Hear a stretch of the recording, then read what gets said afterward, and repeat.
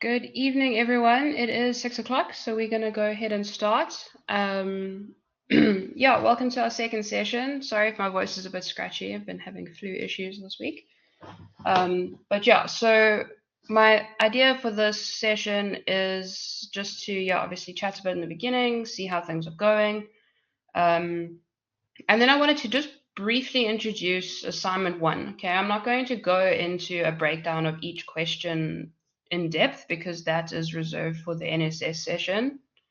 But I just want to point out the questions so that you know that what you're kind of working towards when you're going through these learning units, okay, for your assessments. And then we'll kind of frame our discussions around that. And then we're going to go through some of the basic and important fundamental definitions and concepts for Learning Unit 2, which you all should have started by now and should be moving through that. And then in our next session, we'll round off Learning Unit 2 and then start on the next one, basically. And you'll see now with the assignment that will then have you covered for everything you need to know for the assignment, okay? And then, yes, questions, as usual, at the end. So in terms of like housekeeping, are there any issues? How are you finding this learning unit? I know it can be a little bit, content intensive because of all the biological terminology and things like that. It can be a bit intimidating, but how are you finding it so far? I'm hoping that this session will help a bit with those things.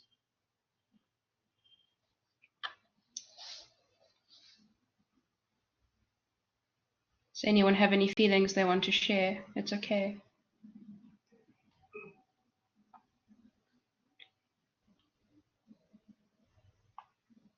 Oh. Okay, cool. Moving on. Right. So assignment 1. It's a lot of content, but we'll get through it. Okay.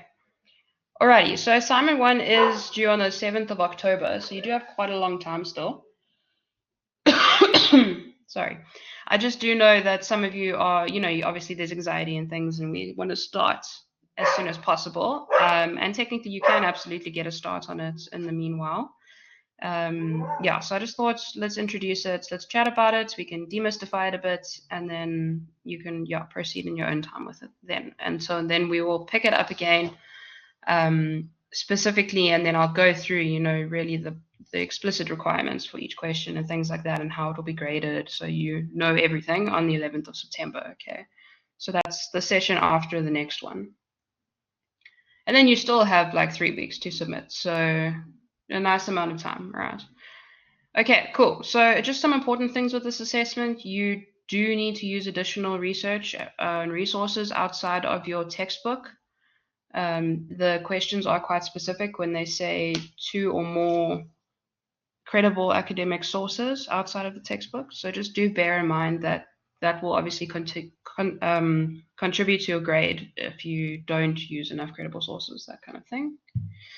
Okay, and then APA 7th referencing must be used. Please don't use Harvard. Please use APA 7th because this is a psychology module.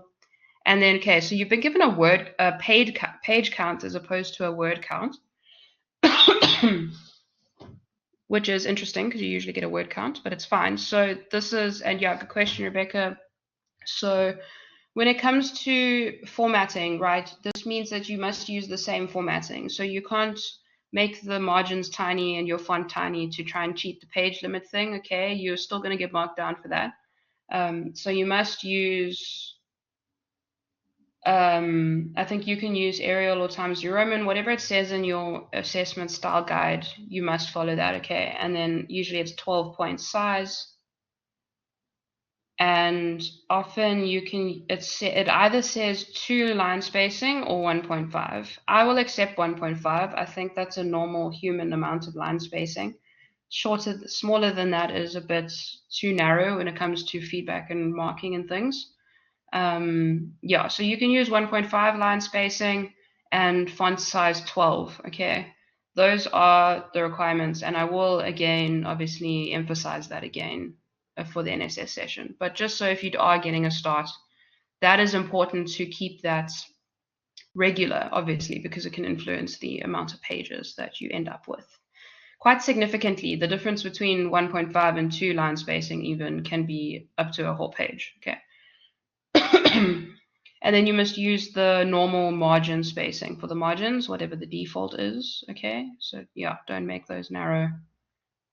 That's cheating. And also it really makes putting feedback on the thing very difficult. Okay, that's why you have to use the required margin gap. Okay, great question, Vidur. So no, it doesn't include the cover page and everything. So it's 8 pages of the answers of the questions. Okay, so that is excluding the cover page and the reference list. Okay, good question, right? Okay, yeah, thank you, Nicoletta, for sharing that, right? So yeah, a 1.5 line spacing, you can use Calibri or similar. So similar to that would be Arial or Times New Roman. Yeah, and then 11, because those are big fonts, and then Times New Roman kind of is the industry standard, then size 12. Okay.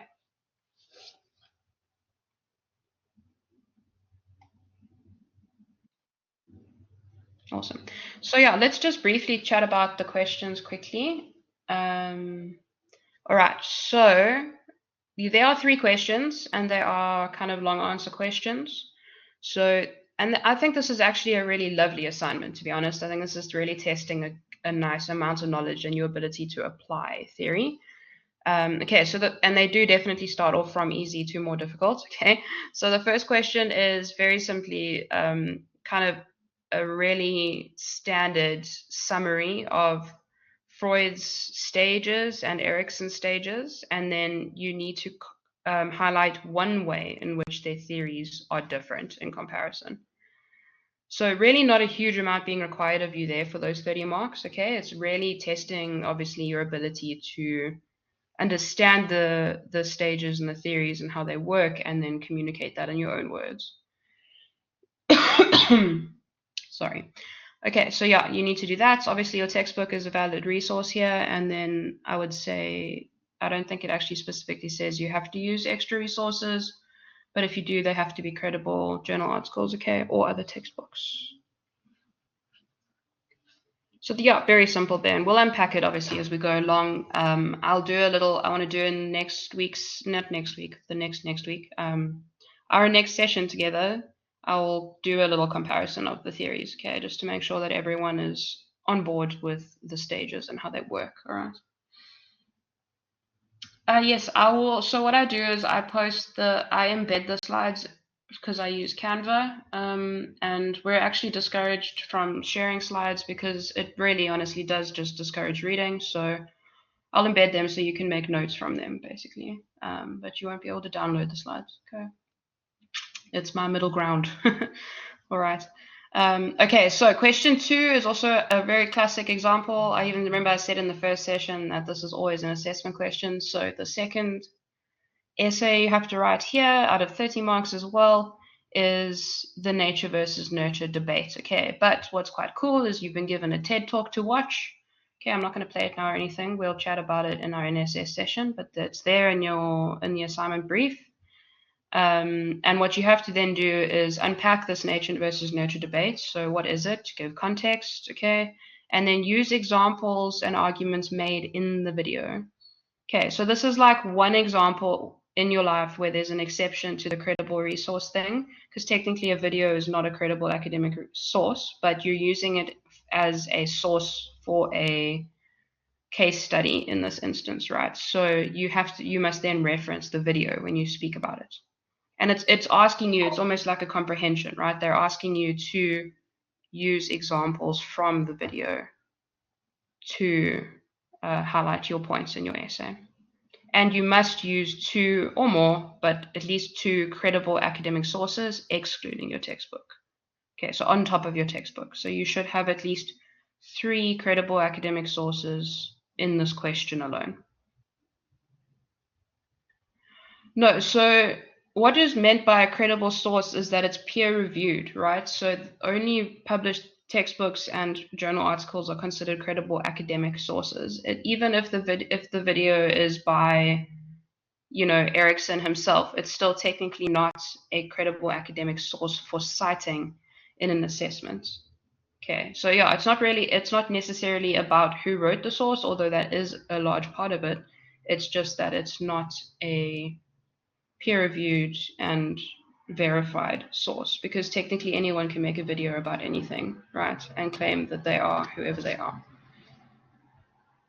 Okay, so yeah, just in general, it's a blanket rule. A credible source is a published peer-reviewed journal article or a textbook. Okay.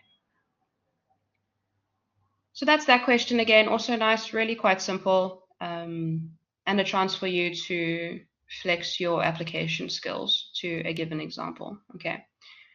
And then the third question, this is really a bit more involved, and we're going to start basically with the content for this evening. Is you're going to discuss gene-environment interactions broadly is the topic. And you're given a very brief case scenario, which so happens to be a twin situation. Okay, and then it's asking you to discuss these three kind of things in this essay. So yeah, we're going to cover these. These are obviously straight out of the learning objectives as well from your module outline. So we will be covering this content, but you'll be having to write an essay about these concepts. Okay, so what are gene environment interactions and epigenetics? Okay, so what is that in various contexts? What are some findings of genetic studies on, and then these are the traits, like this is what you mentioned before we started, Rebecca. Okay, so intellectual abilities, temperaments, personality, and psychological disorders. So you will use sources to discuss that.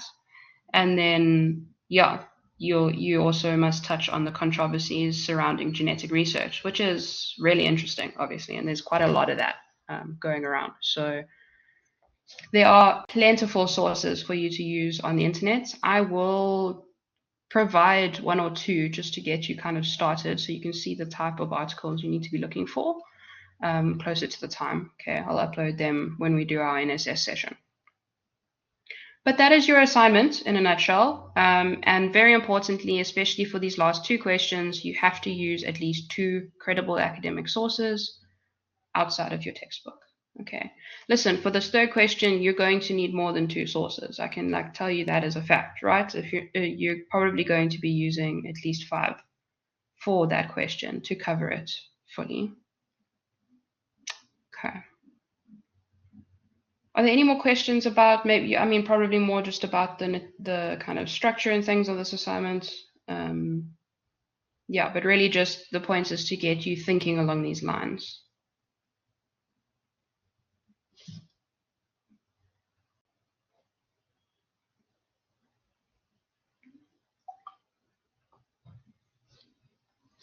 Any questions?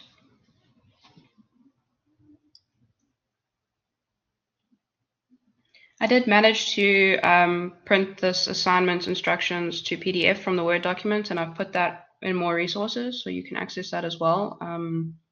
Yeah, I just haven't managed to do the second one yet, but I'll do that when we get closer to the time. Okay. All right, so beginning learning unit 2, and really now this is a very biologically focused, section, very much speaking about heredity and genes and how genes play a role in development, obviously, and then how the environment then interacts with that as well. So an important, theory obviously to be aware of. Most people have a working knowledge of Darwin's theory, his theory of evolution. Excuse me. It's generally covered in high school, I think, for the most part, depending on what subject you take. But everyone has pretty much an understanding, and you don't need to go and learn this theory as though you are studying genetics, okay, or evolution. It's really a contextual thing that you need to be able to explain the broad strokes of. So Darwin is hailed as, obviously the father of understanding modern evolution, how we understand it now, because before he published his books on it and his studies, we really had not a very clear and scientific understanding of evolution and how we came to be and how we are still evolving, obviously. And so really there are 3 main hypotheses or just arguments that come from evolutionary theory in general. So the first is that there's microevolution that happens, okay? So remember micro, like on a small scale. And it's the idea that in a very small scale way, populations produce more offspring or descendants than are able to survive because of the competition over resources. And then so whatever inherited variabilities, so changes in genetics that may make some of those offspring weaker, will then have an effect on the survival of the individuals going forward. Okay, all due to that competition over resources. So if you think about it, it's like all of this really comes down to natural selection and survival of the fittest. Okay, hypothesis 2, talking of descent, is this idea that obviously all organisms that we know of have been linked to some common ancestor in the past. Okay, and this obviously very famous image and variations of it exists, and it often leads many unenlightened people down the wrong path. Okay, Darwin did not argue that we evolved from apes. It's that there is a common ancestor that has ceased to exist billions of years ago. Okay, you can go and read up on this in your own time. It will already take longer than we have to explain this whole situation. But the idea is that there are all of these branch offs that happened throughout the history of evolution, and various, events and mechanisms took place to result in humans as we are today, Homo sapiens. And along the way, there were other species of human that died out for various reasons, and the main reason generally being natural selection. Okay, so they just weren't able to survive whatever ice age or whatever competition that there was back then. Okay. All right, and then combining the two really hypotheses is what we understand completely as Darwinism, or also known as actualism, is that the mechanism of microevolution, so together with environmental changes. So now understanding that your environment, so your literal, your physical, but also, this chemical environment that we live in, the interaction of those is sufficient to account for macroevolution. So it's sufficient to account for whatever happened to those branches of other species that became extinct over time. All right. So, and then, I mean, I included this at the bottom here because really a very common example used was giraffes, right? So long-necked, we know that giraffes have very long necks because they eat leaves off of trees. And so if you think about it, really, this is about natural selection. So they have evolved to have these long necks for the particular reason of surviving, right? Of being able to access their food source. So if a giraffe is born with a very short neck, he is not going to be able to access his food, and obviously many other issues that would come about with that, and therefore wouldn't survive. And the dominant, fitter ones with longer necks, or the fitter variation would survive and have survived over time. And that's that idea of evolution, okay, of changes being made on a very tiny scale over a very long period of time, all suiting this idea of survival. Yeah, so there's obviously, it's going to be very interesting, I'm sure, 2 million years from now, looking at the period of evolution that we are in. Because what we have to look back on, right, is obviously the evolution from, whatever was the first organism up until modern times. And, we've seen throughout history things like ice ages and war and the development of weapons and fire, having these huge impacts on evolution. So if only we would know what scholars would think down the line. But anyway, that's just some food for thought. So should you be asked to explain Darwin's theory, your go-to thing is this idea of natural selection and the survival of the fittest, and how there are changes over time, and the linking to common ancestors. All right. Any questions on that before we move on to the biological definitions of things?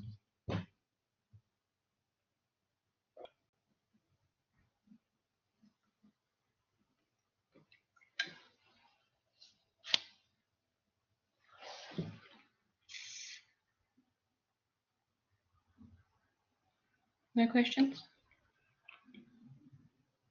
Yeah, doing a bio in school is absolutely coming in handy in this section. Yes, Scrat, the guy who always survives in Ice Age. I don't know him. He is contradictory to evolution. Or maybe not. Okay. I mean, to be honest, the Ice Age movies probably explain this concept pretty well to kids. Yeah. Okay. Yeah, look, genetic is a bit confusing, and it's because it's the scientific language, right? It's just confusing concepts and things of how they come together. But we're going to try and break them down as much as possible to help you all understand these things and just really your understanding of how they impact development as a whole. Okay, so first of all, the concept of heredity. This is an important one, obviously. Okay, so this is the concept or the theory of that traits are passed on from parents to their offspring through genetic information. Okay, and where this genetic information is housed is in our DNA. Okay, you don't need to be able to label a DNA helix structure, okay? Because remember, this isn't bio, so don't get too caught up in the nitty-gritty little biological details. You're never going to be asked for that. You may, however, be asked down the line to speak about heredity in general and heritable diseases and things like that, okay? So, but you need to have the foundational knowledge, particularly of how heredity comes about with these traits, okay? But we will get there. Okay, and so importantly, there are kind of two aspects that happen with genes and with DNA, and we're going to kind of be emphasizing this quite a lot through this evening, so this may seem a bit repetitive, but I'm going to do it on purpose so that it sinks in. Okay, but yeah, so you get physical attributes from genes and then the biological attributes from genes as well, and then those things come together in different ways and result in different potential combinations when we multiply, right?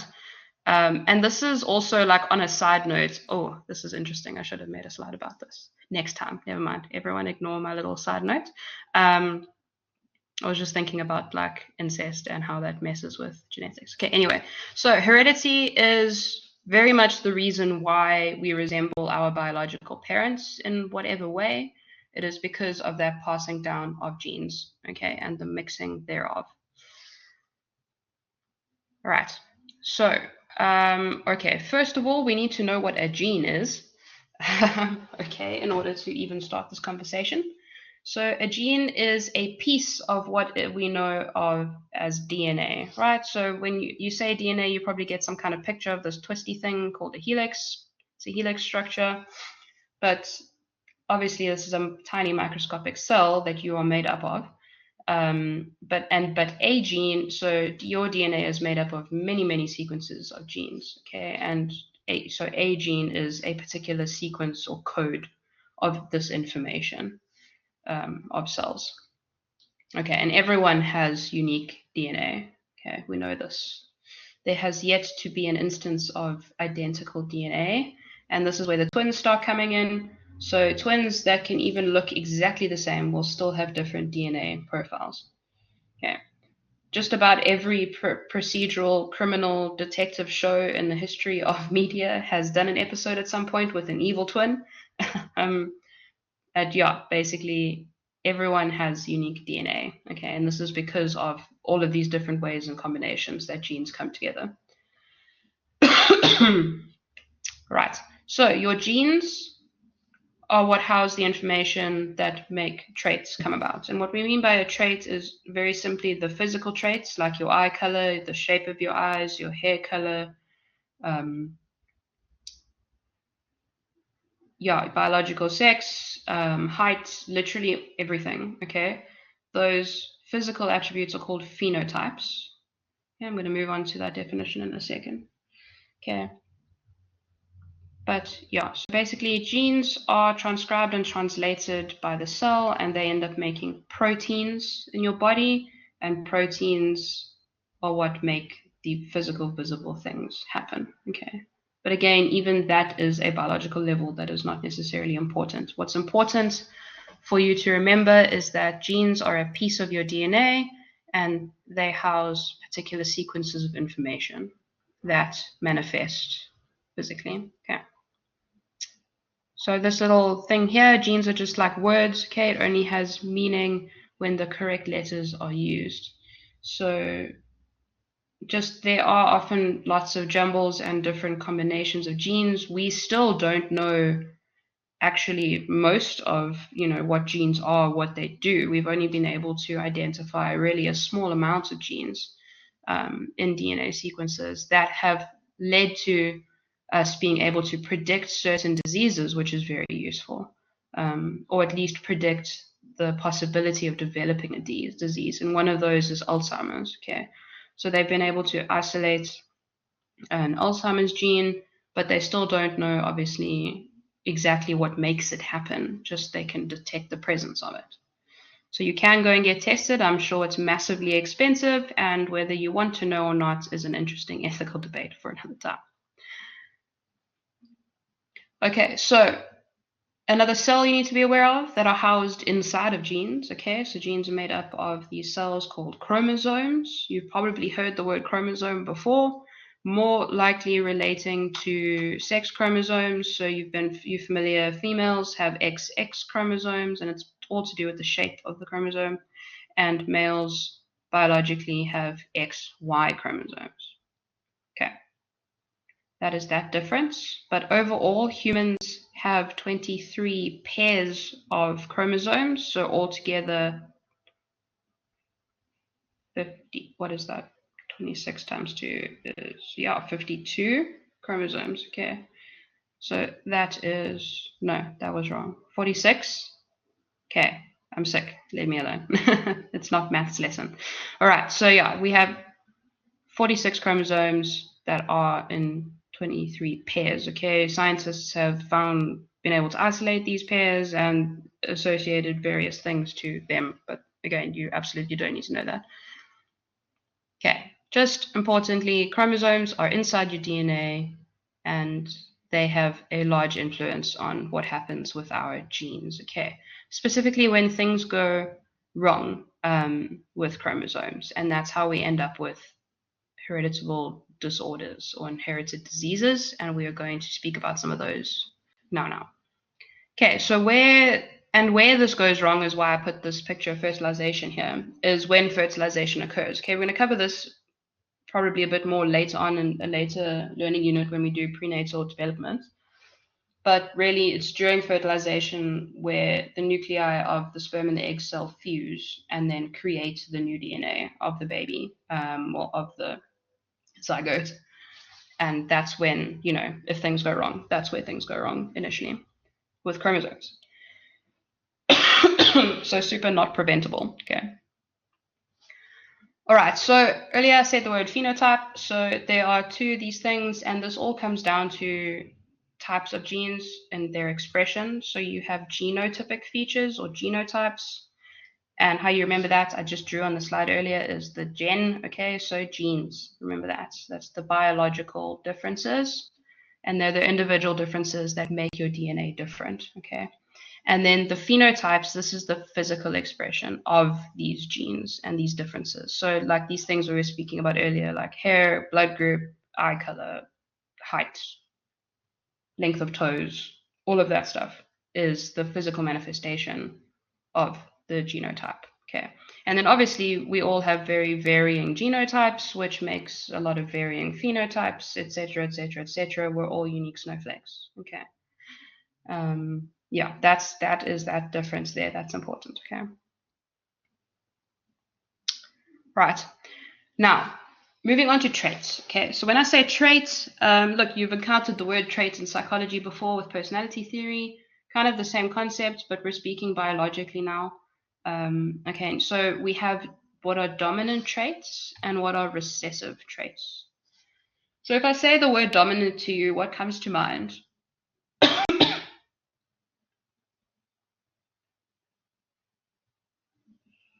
Please, Lord, keep it PG in the comments. Strongest, yeah.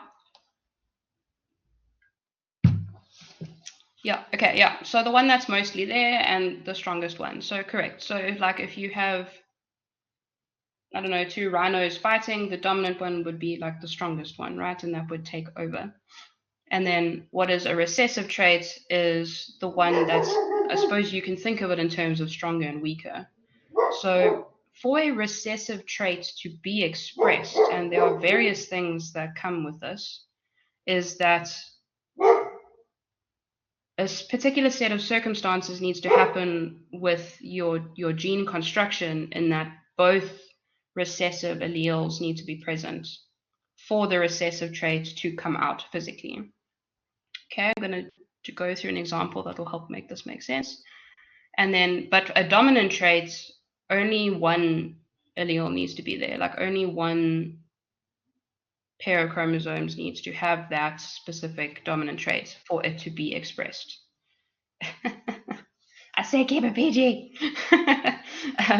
Yeah, okay, so just an example of a dominant trait that we know of is dark hair. Okay, so genetically, it's generally why you see more like dark haired, and we're talking about white people now, right? This is just the example in white people genetics, is that dark hair is more common. It's a dominant trait, and that's why it's more common. But generally, and like this is, those of you who've watched Game of Thrones, this is how Ned Stark figured out that Joffrey was not a Baratheon, was because generally two blonde people that will have children will often have blonde children, because it's a recessive trait. It's not that it's not possible to have brown or red or whatever haired children as well, but it's about probability. But if a blonde person and a dark-haired person procreate, it's more likely that the child will have dark hair. Okay, and yeah, a lot of this is applied to really a lot of physical features like eye color, things like dimples. So dimples are a recessive trait. So generally, for you to have dimples, like both of your parents would have dimples, or at least one of them would have to carry the recessive trait or gene for them in order for you to have them. It's just one of those things. Okay, we're going to explain now. Also, things like freckles, yeah, different eye color and things are considered recessive traits, and then some are dominant traits. Okay, so those of you that did do biology in high school will probably have some flashbacks to this diagram. And this is how basically you can work out what percentage of probability there is for certain traits to be expressed. Yeah, Nicoletta, so some genetic diseases, disorders have recessive genes, and then yeah, so we'll hold on, we'll get to that in a second. Let's just talk about this phenotypes first. Okay. Okay, so basically through genetics we have, remember we're speaking now about phenotypes, so the physical expression of genes. And this applies to both genotypes and phenotypes, but we're speaking about the physical expressive now, okay? So you get some genes are dominant, which means they're likely to be expressed more or to survive longer through, the process of reproduction down generations. And then some genes are recessive, and then they're far less likely to come about, okay? And so if you think about, so it's part of a chromosome, it's called an allele. And basically it's about combinations here. So let's look in this one on the left here. These represent the eye color of parents of a child, okay, of a potential child. So let's say both parents have brown eyes. We know, because scientists figured it out, that the color brown in eyes is a dominant trait, okay? So that's represented by a capital B here in this diagram. And blue eyes, we know, is a recessive trait. So that is depicted by a lowercase b. And then so just by probabilities, you can see the combinations mathematically that would play out here. So when two brown-eyed people, and so now what's important to note here is that, see, this person has brown eyes, because this is their genetic makeup here at the top. They've got a big B and a little b. So this means that they carry the trait for the recessive blue-eye gene, as do their partner, which is what made it possible for 25% of an expression of a blue-eyed baby to pop up. Okay. But however, if this one was BB, so didn't carry a recessive blue-eye gene, then there'd be no chance of these two people producing a blue-eyed baby, because the little b would only happen on one side. Okay, it would never gain a partner to make the recessive gene happen. So yeah, just dominant genes can be expressed even if only one side is carried down. Recessive genes need that gene from both sides to be expressed physically. So there's another example on this side where we've got a blue-eyed person. So all blue-eyed people, like, congratulations, any of you here who have blue eyes, you are little b's, okay? Because blue eyes are a recessive trait. And then we have a brown-eyed person here who has a big B and a little b, so similar to this first situation. But this means that the likelihood of blue eyes popping up is more likely because there's more little b's in the mix, basically, mathematically. Okay. I know this is confusing. Like, I straight up am not expecting everyone to just be on board with how this comes about. But yeah, there's just an important concept to grasp in the beginning for when we now apply the concept to hereditary diseases. I think the same logic is green. I think green is also a recessive eye color. You may fact check that though. I mean, green eyes are pretty rare, so it must be. Yeah, so this is, and I mean, we might even, like, you guys might even have examples, like, who, you know, does anyone here have brown eyes but maybe have a blue-eyed sibling? This kind of thing. And if you look at your parents, it would kind of make sense. So I have half brothers that are blue-eyed, because their dad was blue-eyed. So it may, and then my mom obviously had to have carried the gene to make them blue-eyed people. But I have brown eyes because of that brown eye being dominant from my mom. Like, even regardless of what my dad would have been, the brown eye happening in my mom probably made it more, yeah, like, probable that I would come up with brown eyes. In which case, so that's a cool example. So that probably means that your mom is a dominant brown-eyed, right? So she doesn't carry the blue-eyed gene. Otherwise, yeah, I mean, look, there are only 3 of you. Who knows? The 4th one could have been the one blue-eyed baby. But yeah, it's really about possibilities. And remember, like, this probability then applies to each child that's reproduced. So basically, with this coupling, there's a 25% chance of the blue eyes happening each time, right? Yeah. Yeah, interesting. Yeah.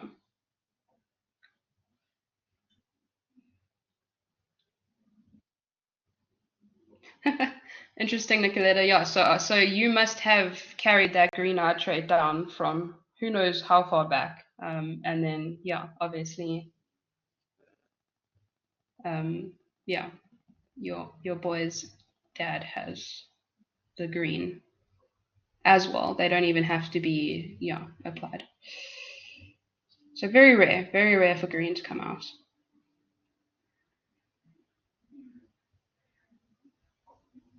Caitlin Hectic, so she's the one with brown eyes. Yeah, so I mean, that's obviously, so that's probably what happened in this situation then. It's likely that, I mean, I imagine one of the parents is blue-eyed and then the other one carries the gene for the blue. Okay. And you could imagine how if they were both the same. So if this here was a little b as well, then it would be 100% chance of blue because there is no brown involved. But like, the odds of that happening are so slim. Yeah. Okay, cool. So now understanding that logic, because it's always easier to understand it phenotypically and then try and apply it genotypically. Okay. So yeah, we're just going to introduce this idea of genetic and hereditary diseases, okay? Because this really is going to be the focus of this section for you guys. This is still a psychology module. This is what we're interested in developmentally. Yeah, 4 kids and 4 different eye colors. Wild. That's cool. Oh, and then you get the what's it, heterochromia, when people have like one brown eye and one blue eye. So that's an anomaly. That's actually a genetic mutation. Yeah. So eye color is a physical attribute. So it's a phenotypic expression of a particular combination of genes. Cool. Yeah, so the heterochromia, and this is a little bit of an aside, but it's interesting, is more common in certain like dog breeds. So like huskies sometimes are like, you can have line generations of huskies that'll have heterochromia, or I think Australian shepherds. Yeah, really interesting how that comes out. I've never actually met a heterochromatic person in real life, but it's beautiful when you see pictures of people like that. Cool. Okay, so what is a genetic disorder? Okay, so just by the name, it's some kind of disorder of the genes. Sorry. And you get different types of genetic disorders, but no matter what type they are, it was caused by a mutation of a gene. Yeah. So something going wonky, maybe something being added or something being taken away. Like we're going to go to some examples now. Some disorders are where there's an extra chromosome, some disorders are when you're missing a chromosome, and some are just due to particular gene sequences coming about, like something like Alzheimer's. Okay. Yeah, so this mutation may occur when, so like when the sex cells form, so like way in the beginning of conception, when my brain just wigged out. Anyway, okay, but way at the beginning of fertilization, literally when the cell forms, that's when a mutation can take place. Or simply it happens through this combination of, genetic sequencing. Okay.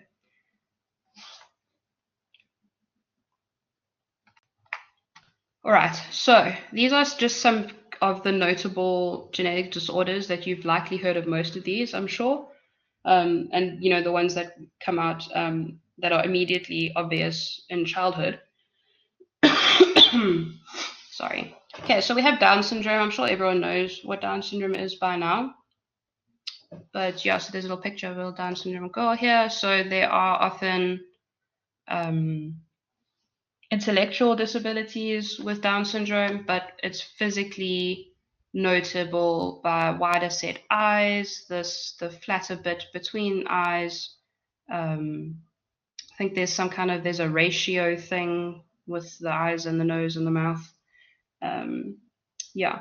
All right. But basically, what we're interested in this minute is what causes Down syndrome is that there's a copy of the 21st chromosome. Okay, so if we go back to that little diagram we had here, hold on, whoop, there. Over here in the 21st pair, there's an extra chromosome here.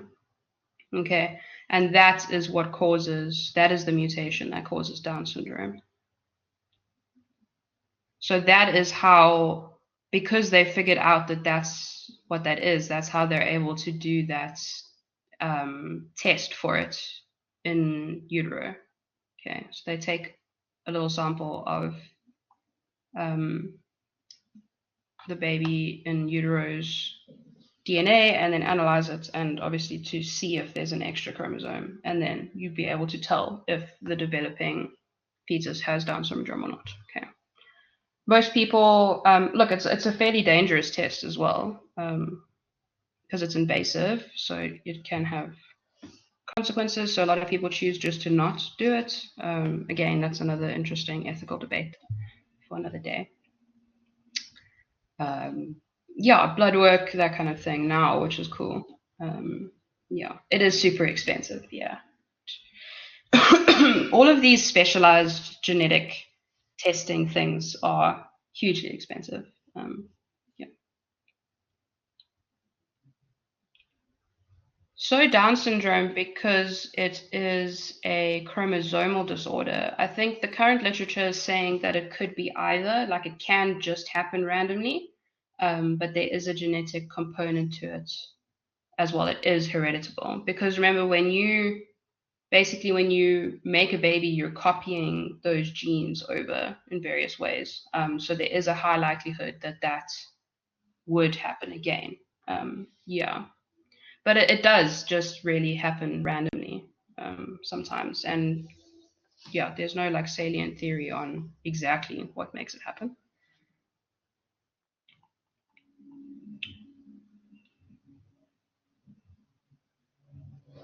Yeah, so like we know that there are risk factors like geriatric pregnancies, which people get offended by the term, but that's just a medical term. Like technically, I think if you have a pregnancy over the age of 30, I think 32, or was it 34 now? 32, that's considered a dangerous, right, a dangerous pregnancy because it's just biologically as we age, then more things can go wrong with the actual cells, the egg cells.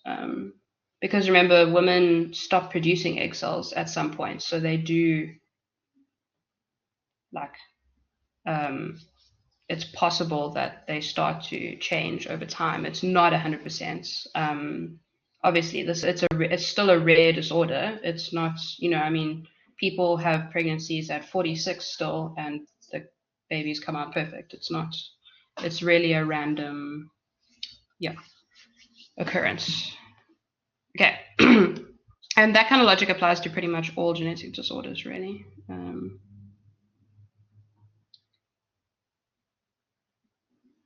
Yeah, cool. Okay, so similarly, we have Fragile X syndrome.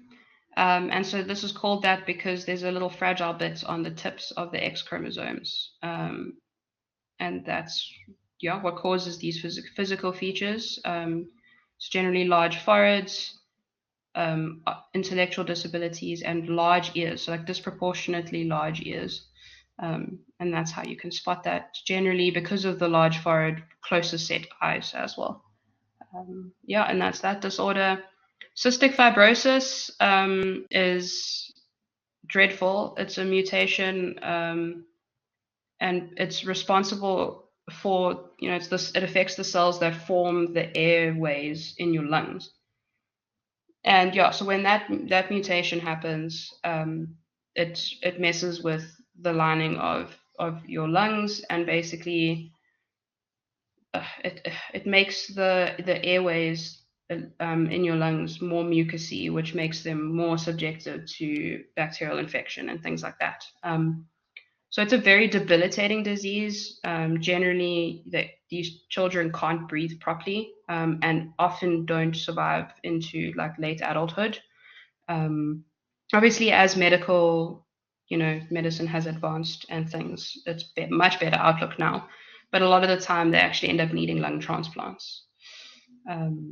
Yeah, because of that. And yeah, that is a gene mutation. Okay. And it is, I think this is a dominant trait. So, or is it reset? I can't remember now. I think it's dominant. Someone go and look it up. But anyway, but the point is that if there's a huge problem if two people with cystic fibrosis, basically like it's 100%, you will create a child with cystic fibrosis. So obviously to be avoided. Okay. All right. Okay, then we've got Turner syndrome. So Turner syndrome only happens to females because it's a missing chromosome of an X chromosome. Okay. So yeah, it happens when there's a missing chromosome, and again, obviously, yeah, because it's an X chromosome, it only happens to females. Okay. Yeah, often there's so many symptoms of this, and there's actually lots of different expressions of it, and you don't need to know all of this. It's just an example. Okay. And then you have sickle cell anemia, which is a very common example used when speaking about genetics and genetic diseases. Because this is, yeah, it's a recessive trait that is passed down genetically. And basically, yeah, like it's a deformation of red blood cells, which leads to many health problems, obviously. But it is passed down from parent to child as well. Okay. It is recessive. Yes, of course it's recessive. Okay, cool. Right. So cool. Any questions on these diseases? I'm trying to see what. Oh yeah. So just quickly, I alluded to this now. Sorry. So we refer generally to inherited disorders or genetic disorders, and this is your abnormalities in the structure of your DNA. So these mutations that happen in the genes. And it can be inherited from one or both parents, obviously, very much depending on the recessiveness of the gene and the combination thereof, and mathematics, right? You can just be unlucky. And then they can also just occur as spontaneous mutations. Okay, again, we're not sure what causes these spontaneous mutations. And then, but a specific type of that would be chromosomal disorders. And then, so these are the ones like Fragile X disorder, Down syndrome, and so on, that are specifically changes in the structure or number of chromosomes. Okay. Okay, information overload. Are there any questions at this stage?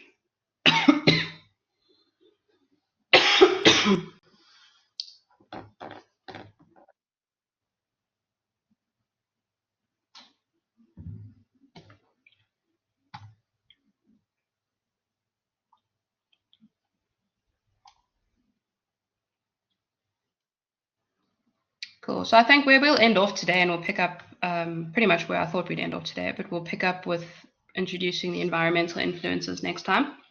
But yeah, this is just a diagram. So it's similar, it's the same thing as the eye color diagram, but this one is just an example with a disease and how it's passed on.